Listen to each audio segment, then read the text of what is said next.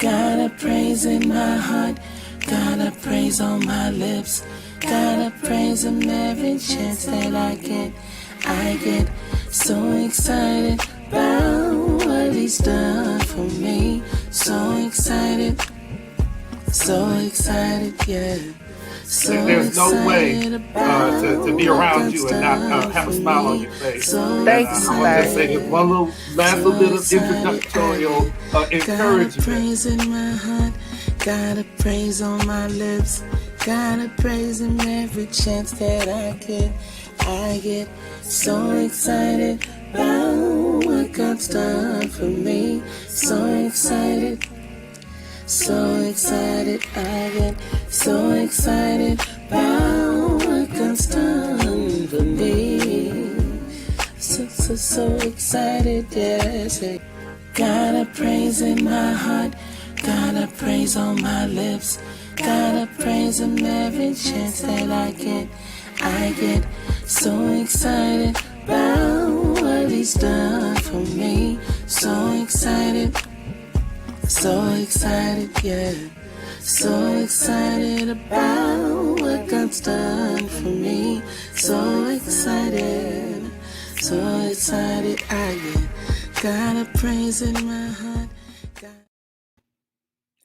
Hey everybody, what's going on? What's going on? Here I go again with me and my issues. There we go. Where the money reside, where the money reside, where the money reside. Happy Friday, everybody. How was your week? Huh? Talk to me, people. How was your week? Go ahead and hit that subscribe button on the YouTube channel. Where is it? Take your cell phone over to the Just Fran channel. There you go. Thank you so much. Thank you so much. You guys are so amazing. Listen, we got a lot that we got to get into today. And I don't want to waste any time, but I want to give everybody an opportunity to go ahead and hit that subscribe button, the like button, share the video with someone. We're going to talk about some stuff today because let me tell you something. These here saints and ain'ts not going to run me low. I promise you, you're not. Not going to run me low today. Okay, so let's jump into this thing. All right. First of all, this is my disclaimer. Okay, this is my disclaimer. Everything doesn't belong on social media. Okay. And Village, we've had this talk before that everything does not belong on social media. Okay. We've also talked about the fact that you can't make a person do anything by shaming them. That is the quickest way to get dismissed. Shout out to Diane Thomas for my cup. So let's do the backdrop because I'm not going to assume that everybody knows what happened. Okay. So over the weekend, social media went crazy, right? Social media went crazy because Kerryon Franklin, the son of Kirk Franklin, went on social media and released an edited clip. And the reason I say an edited clip because it wasn't the whole thing.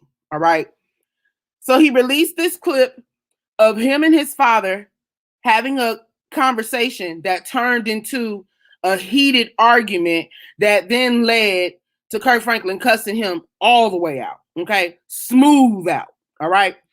I do believe Kerryon doesn't need a therapist. He needs a new ear. Okay. Because his dad, he jacked that all up. Okay. So now, when Kerryon released this, he said the thought process was to get his dad's attention and maybe he would stop doing what he's doing. But the question that everyone else had was, you're putting this in the court of public opinion. All right. We're in the court of public opinion. We can't just sit up here and take your side. And I honestly believe if carry on, and for some, you're not going to agree with this, I'm okay with that. We can agree to disagree, which is something carry on needs to learn. But we can't just go off of what you said, sir. We want to know, how did we get there? How did we get to the point that your daddy had to cuss you out like that? Now, the super saved, let me not even say the super saved, because it really wasn't them. It's the ones that halfway go to church. That, the ones that like telling the church how the church is supposed to act and what the church is supposed to do. So those individuals ain't. Those individuals took to social media and said, it doesn't matter what Carry On said. Kirk Franklin is supposed to be a man of the cloth. So he never should have cursed him out like that. He shouldn't have said those things to him. All right.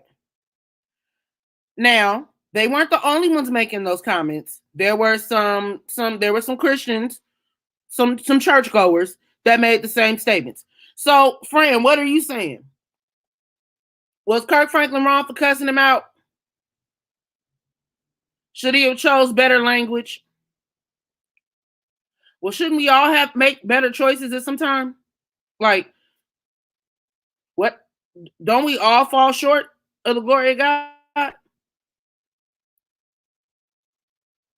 So how are we going to try to put this man down? And the very ones that are making these comments are putting Kirk Franklin here and themselves here. Like, oh, well, I ain't the one on TV. I ain't the one talking about GP. Are you with me? You ain't supposed to do it either. Now, normally, I don't respond. I don't comment, on, I don't comment, like if something is happening with Fred Hammond or if something is going on with Leandria. I don't, go jumping on the bandwagon, with the Twitter fingers or the Instagram fingers and, commenting and stuff like that. But I had time earlier. I had time earlier in the week and over the weekend, and when I saw what Carry On put up, he was saying that his page was shut down for inciting anger because apparently, all these algorithms that are running the social media platforms, I guess because of the responses that excuse me, people were putting up, it looks as though he's inciting violence or causing issues. So they shut his page down temporarily. And so, then he was saying on there had, it's not just me. You see, he on there apologizing. He apologizing to his fans. Me and my fingers got the typing in because I'm like, okay, he's apologizing to his fans, not you. You put this out to get some attention. You put this out so that you can, in some way, form, or fashion, try to make him look bad. I don't care what you say. The effort, your idea was to make your father look bad. So this is what Fran has to say about that. I don't care if he cussed him out from Pasadena to San Pedro, California, or from Texarkana, Arkansas, all the way to Bermuda. The Bible says, honor thy father and thy mother that thy days may be long upon the earth. That's what the Bible said. So regardless of what Kirk said, that's just what it is. Now, I don't have children, but I am a child. I have a father. You see what I'm saying? I know what that is. Regardless of how old that's still going to be my daddy. And I ain't going to like everything he says. And watch this. And sometimes he might not say it the way I think he should say it to me. Now, if I don't know how to respectfully say, Dad, can you say that a different way? That's what conversation is about. You know what I'm saying? And at a certain point, and that's what a lot of the male opinions that I've heard, they're what in their mind, what they're saying is, you know what? That was that just sounded like a black father talking to his son. And are y'all gonna let me be real? I listened. Okay. I was listening. And as I'm listening, I'm sitting there like,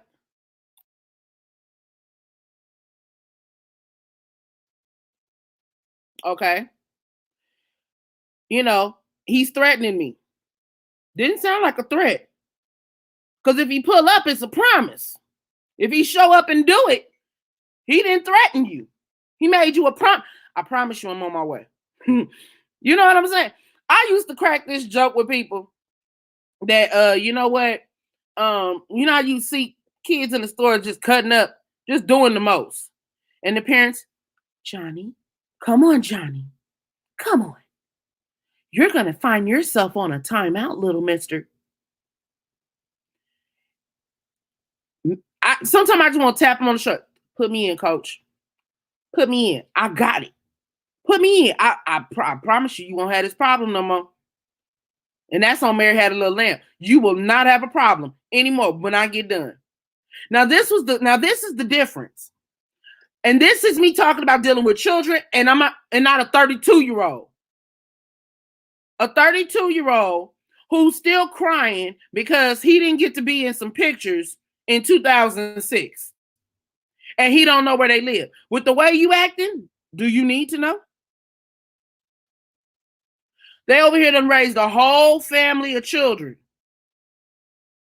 And you the one having a problem. Now, this is the part that get me. And this is where it gets interesting. Kirk Franklin did an interview, him along with his current wife, with his wife. They did an interview, right? They did the interview, and then Carry On took to social media again. Y'all better leave me alone or I'm gonna release more. Do you realize you are stirring the pot, sir? You have placed people in your business, and now you want them to leave you alone. It's not gonna work. It's not gonna work. You know what I'm saying? So you gotta think a little bit more than that. Plot thickens. Carry On's mother did an interview.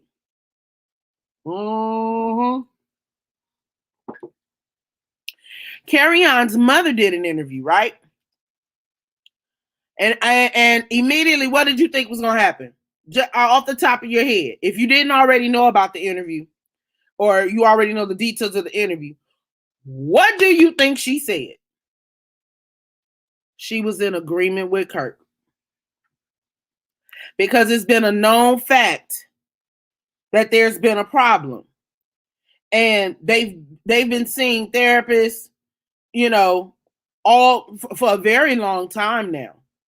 So it's like, this is an ongoing issue. You've tried to put your father out there like that. It backfired. Anybody could have told you that. He's trying to start a parental abuse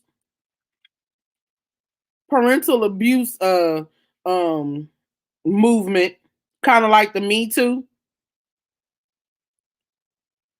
But you know what really gets me? I'm going to say it like this. This is the part that gets me. He has over 30,000 followers. Prior to this situation. He's been doing music, releasing music, all of that. Why would you take this platform and mess it up like that? Why? Why would you go and mess up like that? Why would you go and taint the good work that you're doing the connection that you have and just mess it up. Like I just don't understand. I just really don't understand.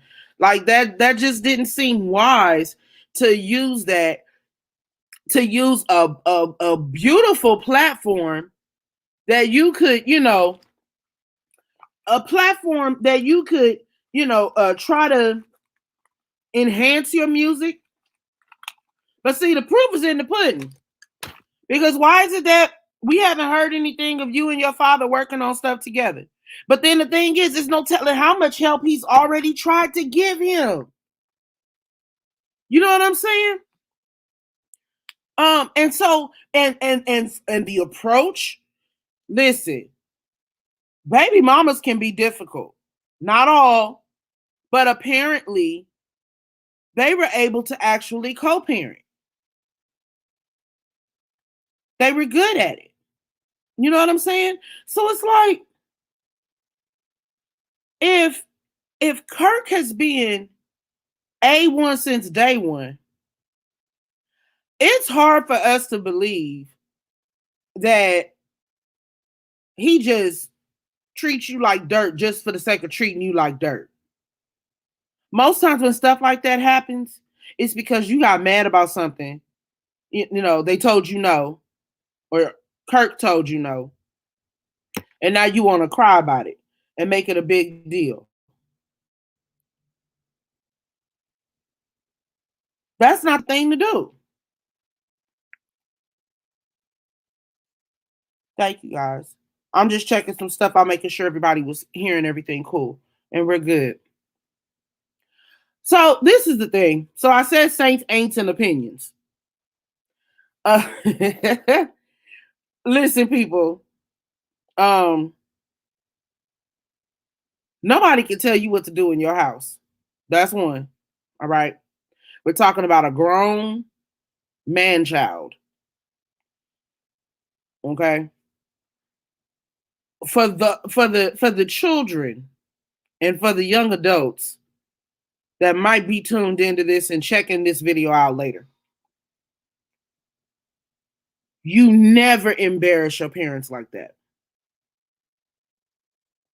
This has done more harm than good. This wasn't a we going on Ayanna or we're gonna go on TD Jake's TV show and talk about this. Because Kirk could have made that happen. But you do not embarrass your parents like that. You just don't. You don't. Have my parents upset me before? Yes. Have I upset them before? How many times? Like, and a lot of that has to do, and there are so many factors. There are so many factors that go into parental relationships, parent and children relationships. And the part that gets me, and I'm gonna say this because I've preached on this before at Holy Mount Calvary. Because when we get to talking about Ephesians, honor thy father and thy mother that thy days might be long upon the earth. There's also a portion of text that speaks to the parent.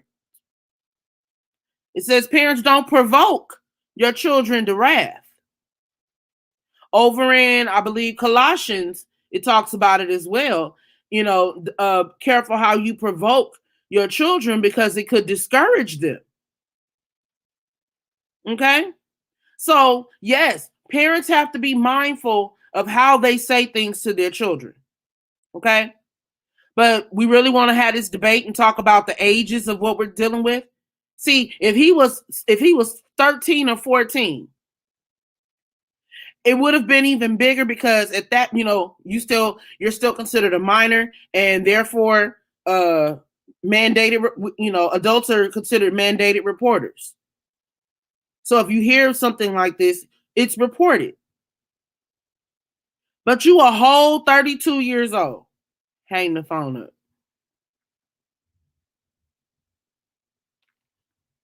That's all I'm saying. So yeah, parents have to be mindful of how they say things to their children. For one, this was my thing. And I always thought about this when I would deal with young people because children can definitely push you. They really can. And sometimes it's not the fact that they're pushing you, because some stuff you'd be able to deal with if you weren't already under a lot of stress. Hence the reason that, not that I wanted to have children out of wedlock or anything like that, but let's just say if I did, I probably wouldn't work in education. Why? Because after you get done pouring so much into everyone else's children, the last thing you want to do is come home and take out your frustration on your children. They don't even get a chance to get a pass. You know what I'm saying? So it's like, I probably wouldn't work in education. I would probably have a different type of job that honestly would require less interaction, maybe even with the public, point blank, because grown folk can wear you out. But see, with children, you can give a pass. But I'm telling you, working in child development, if I ever thought, like, would I be a good mother? I think I would be a great mother. I really do. It and some of that, all of it has to do with my training. Most parents, especially new parents, and even, second, third time around parents, once they find that rhythm, either way, you're going to be tired because it's a newborn. So, the newborn is still learning the schedule. In child development, that's all we do is teach the children how to work on a schedule. Why? Because all day we're prepping them to come home to you. And when they come home to you, your idea and your goal and your expectation is that when that child comes home from school, he or she will know how to, okay, when you say it's time to have dinner, it's time to get ready for bed, it's time for you to do your homework. You expect that language to work. Now let's back up a little bit. One thing that I've always noticed as a teacher, one thing I always noticed was the reason we had to tell a child so many times to sit down. But if I said or as it's doing now, they're taking out the cuss words and putting Kirk's name. So if I tell you to go, if you sit your Kirk down,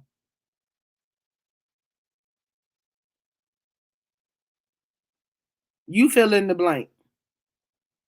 Now, why is it that when the parent says it that way, all of a sudden the kid can sit down?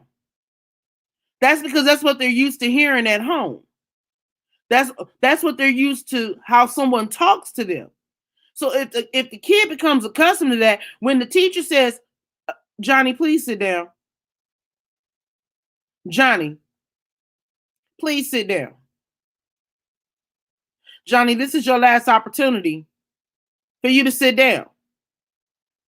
So then when I call the mom and I say, I can't get Johnny to sit down, maybe you can. And I can hear her through the phone telling him all the many ways he better sit down, and his teacher better not call her no more about him not sitting down. See, back in the day, if I got in trouble for something, because my mom loves to tell the story of me taking over this lady's class when I was in first grade? I think it was first grade. Lady called my mama. She called my mom and said that I wouldn't, that I was being disruptive. And I started a choo-choo train and all the kids followed me. My mom's response was, you don't have good classroom control. That's probably the only time my mama might have said something where it sounded like she was on my side. Because there's some parents, they gonna uphold their kids in the wrong. I mean, they can be wrong as two left shoes, and they'll be like, not my child. You ain't, that ain't what my child. You know your child bad. You know it. Don't nobody say nothing to my kid. Okay. And this was back in the day. I wish they had that phrase back then. Sis, keep that same energy. Because if you don't get them cops gonna get them. You don't get them, the hood gonna get them. They gonna run up on the right one on the wrong day. And they're gonna bust their head to the white meat show. Bottom line. Now, you run tell that. Shout out to Diane Thomas for my cup. You were absolutely right. You were absolutely right, Olivia. The lack of parenting seems to be the problem with most children today. And the thing is, watch this. And sometimes it's a little bit deeper because clearly in this carry-on situation and Kirk Franklin situation, there's always been some troubled stuff there, And so I'm even inclined to say, just from what I read, and of course, we can't diagnose, but I can give my opinion today based on what I've seen. It would be easy. He would have easily been in one of my classes for emotional disturbance. Easily. He's showing the signs. Easily, And that's wise. That's absolutely wise, Miss Mary. Absolutely. It's he's shown a lot of the signs that I've seen in working with children that have emotional disturbance as they're listed, maybe not their second or their maybe not their first disability, but listen, sometimes it's because sometimes parents are somewhat in denial, children with special needs are a blessing from God. Bottom line. All children are a blessing. It's just a different journey. It's a different journey when you have a child with special needs. And the faster you jump on the situation, the faster you jump on that disability in an effort to allow that child to reach his or her optimum potential, not on anyone else's scale, but the best that child can be. Whole, grow into be a great adult.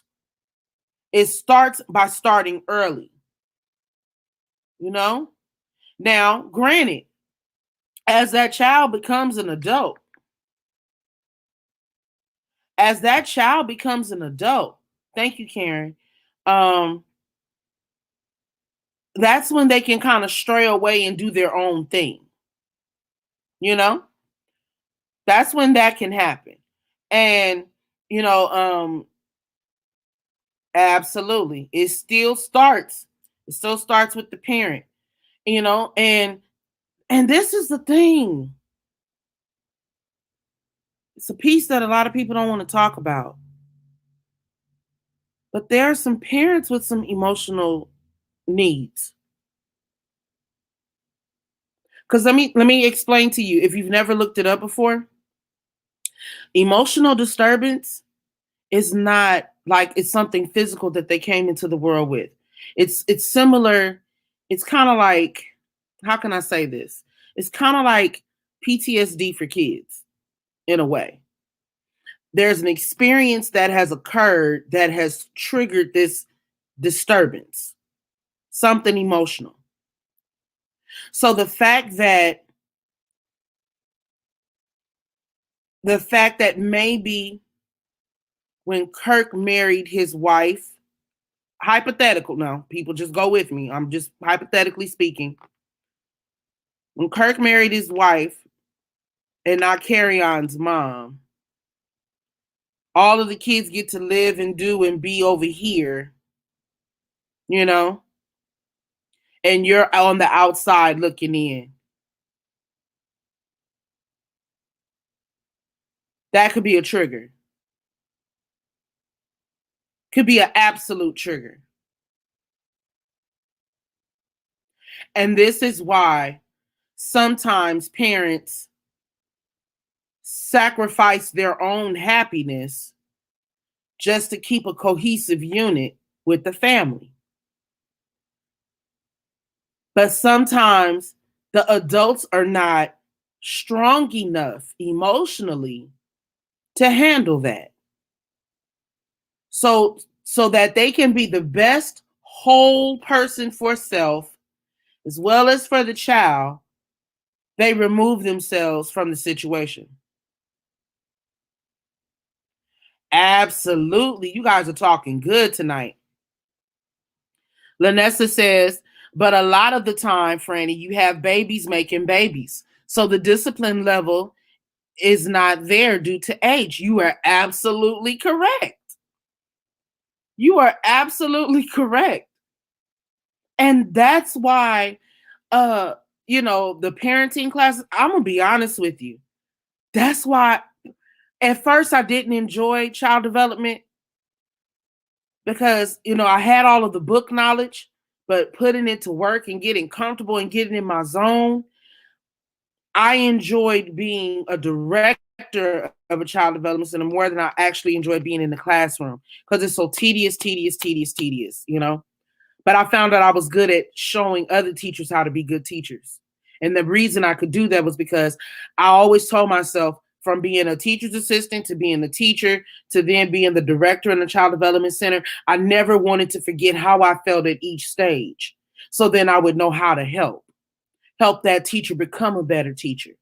Because I knew I would be getting people that were coming straight out of school or in transition from one career to the next, whatever the case may be, or just brushing up on skills. But I enjoy being a director so much because where they wouldn't listen to the teacher sometimes on what they would tell them about the kid, they would listen to me. And even as a teacher, my parents listened to me. I knew I was doing something right when one of the members of my church, um, actually, I've had a couple of kids that they were either members of my church or uh members of other churches, but they knew I worked there and they wanted their child to be there, you know. That was a serious trust level. And not only was it a trust level, but I realized there were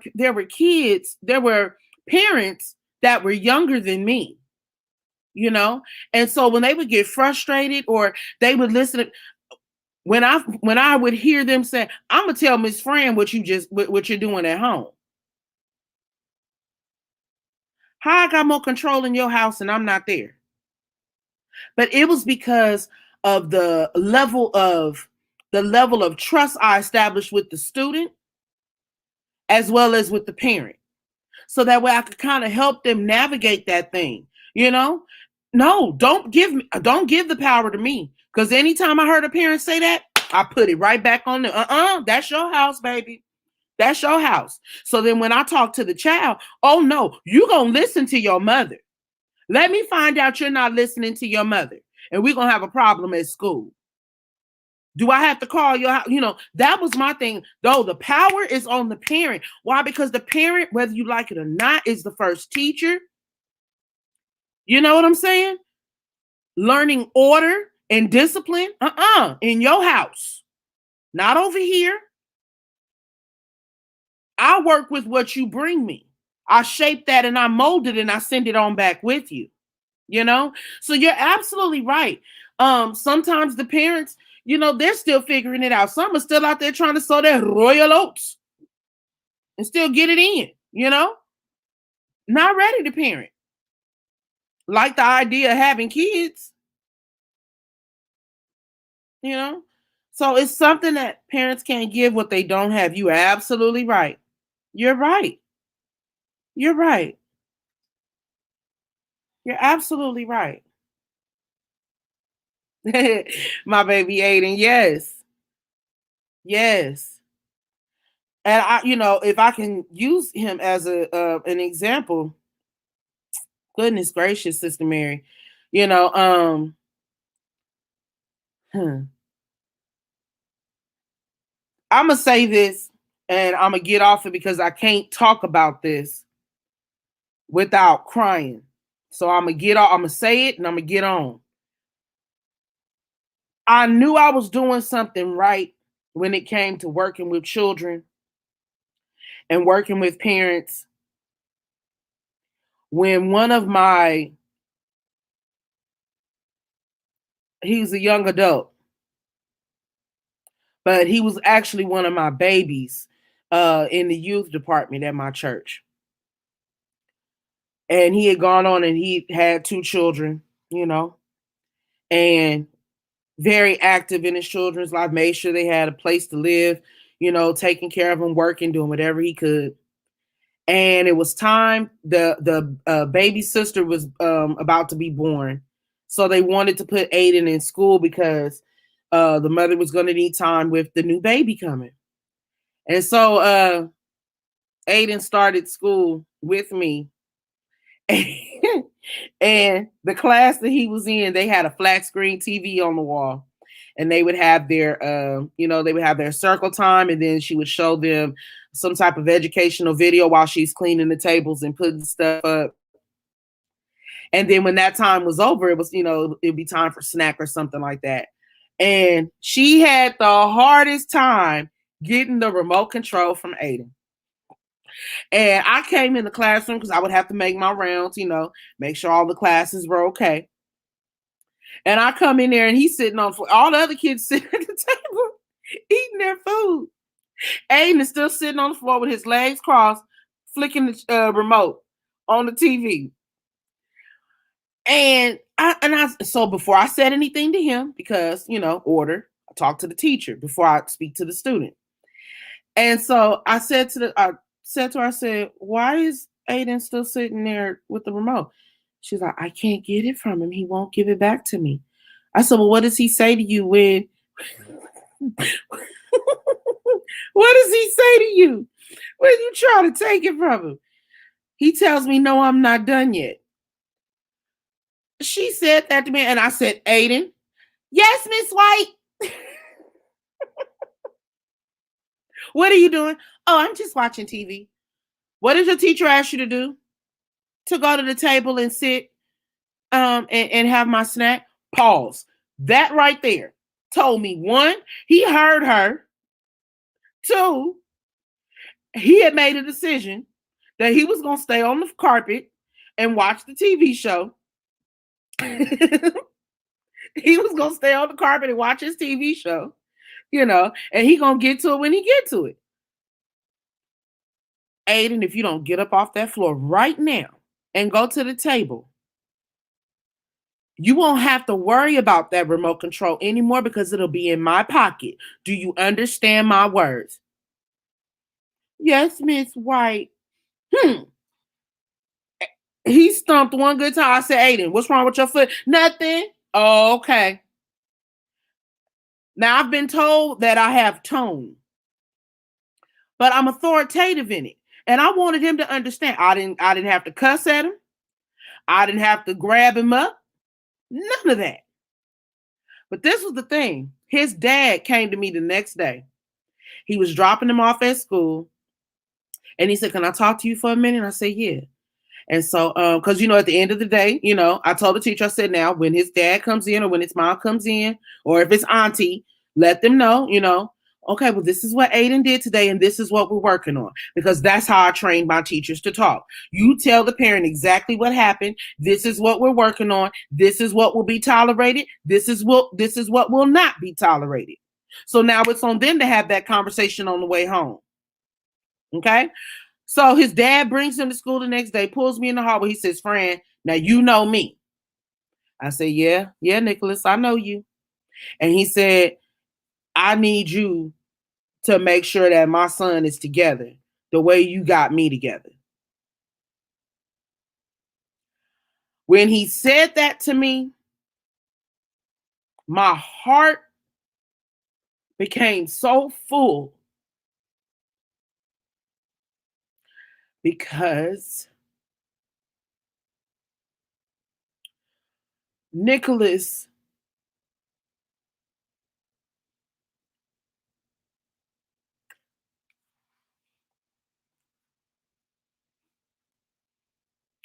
took being a father serious. He took it serious.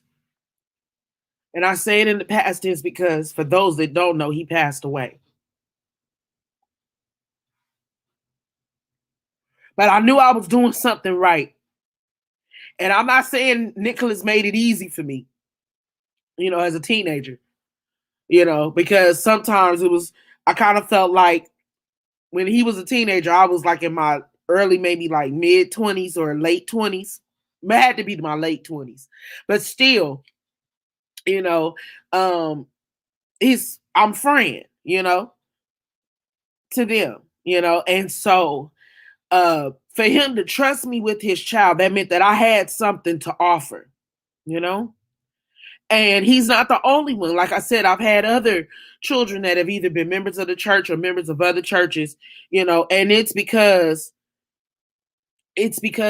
I could be direct and I could be firm. And he told me, he said, Fran, if he get out of line, you deal with him. And then you call me and I'm gonna come deal with him.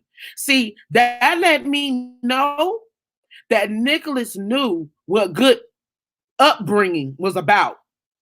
And sometimes people have to go through life to realize that, okay, you know what? It really was for my good. I see why she was like that. I see why she said those things.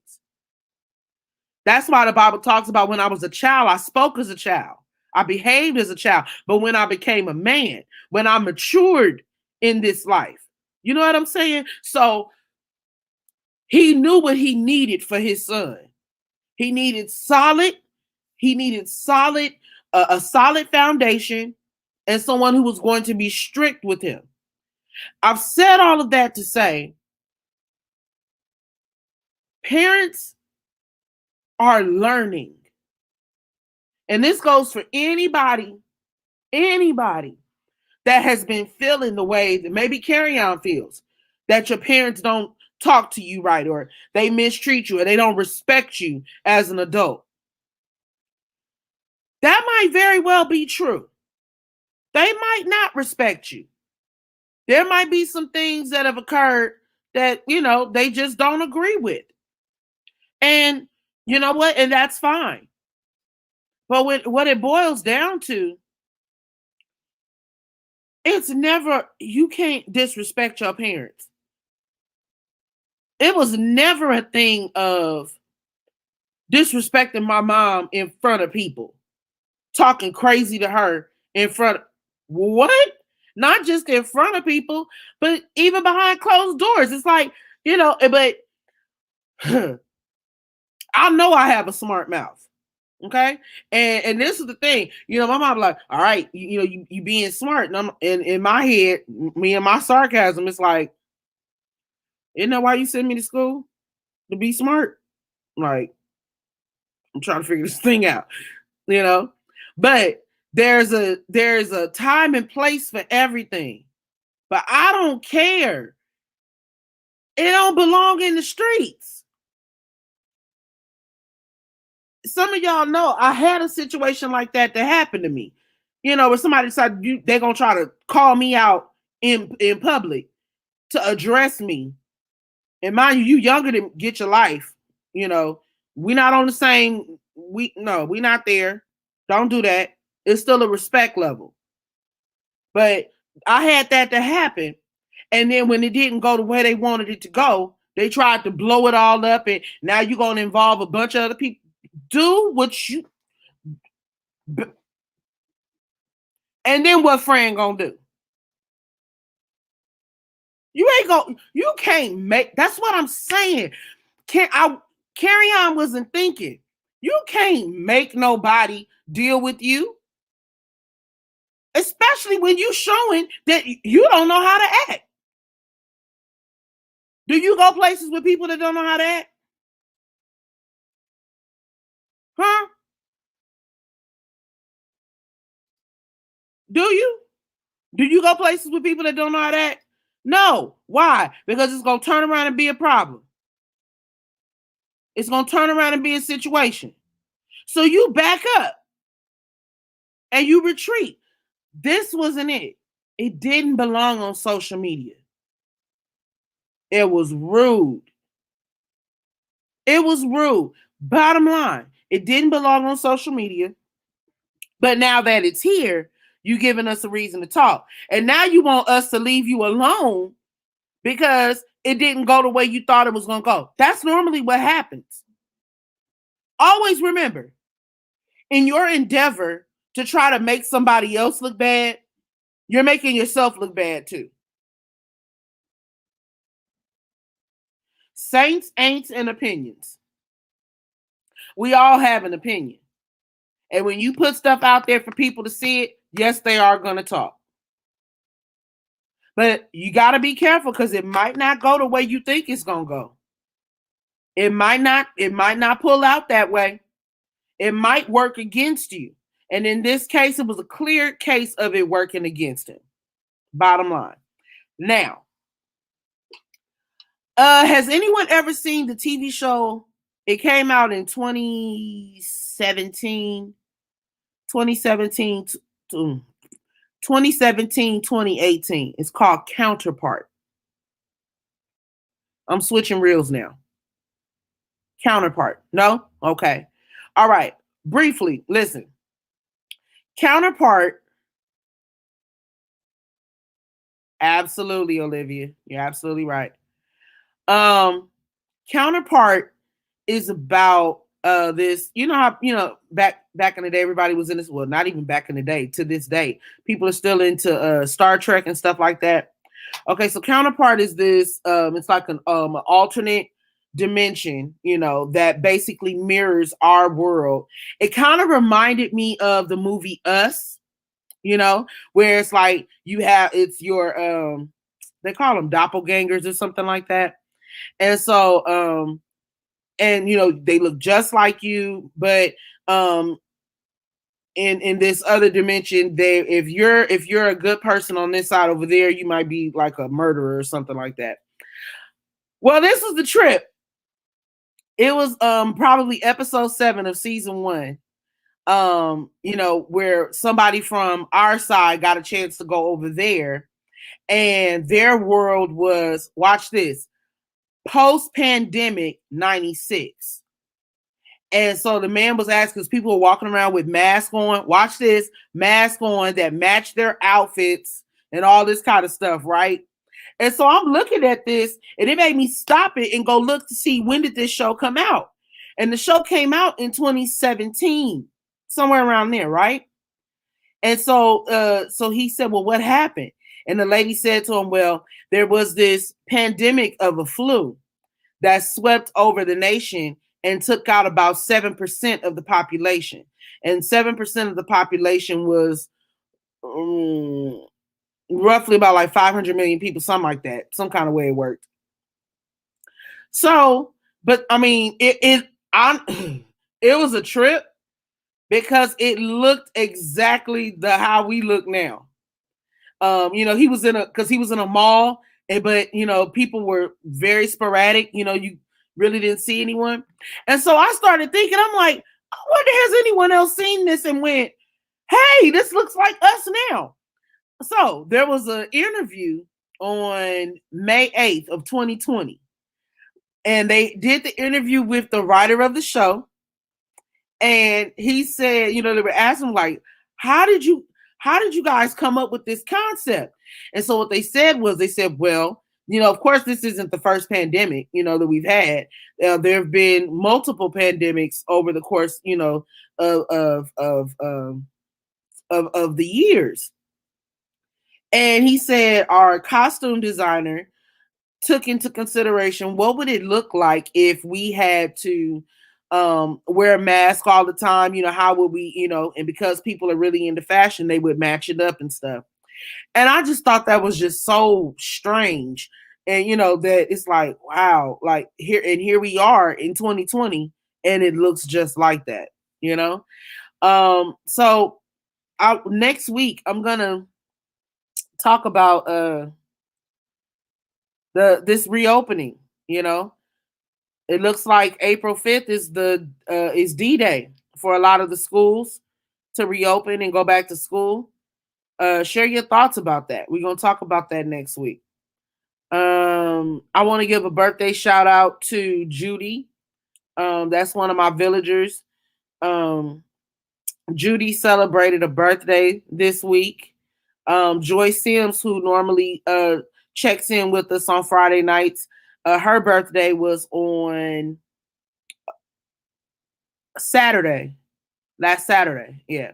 It's a lot of March birthdays. My dad has a birthday this month. So I thank God for that. But it's been real, you guys. Listen, this story isn't done yet with Carry On and Kirk Franklin.